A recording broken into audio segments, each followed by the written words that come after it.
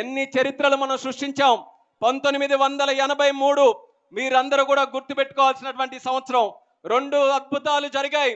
ఒకటి Bharat cricket team అప్పుడు world cup గెలిచింది 1983లో.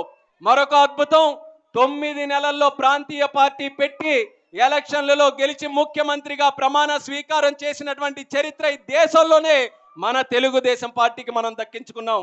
అటువంటిది ఒక పక్కన భారతదేశ క్రికెట్ జట్టుకు కూడా తిరుగు లేకుండా ముందుకు వెళ్తున్నారు.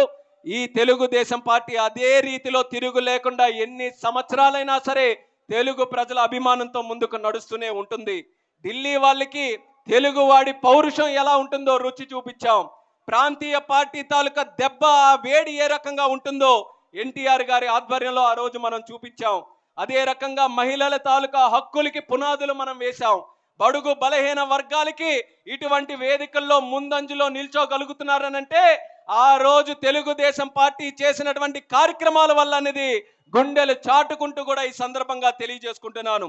రైతులకి కానీ యువకులకి కానీ ఏ ఒక్క వర్గానికైనా సరే ఈ 41 సంవత్సరాల్లో ఏదైనా ఒక కార్యక్రమం ఈరోజు మాకు న్యాయం జరిగింది అని చెప్పుకుంటున్నారనంటే అది తెలుగుదేశం పార్టీ వల్ల అన్నది మనం గుర్తు చేసుకోవాల్సినటువంటి అవసరం ఉంది.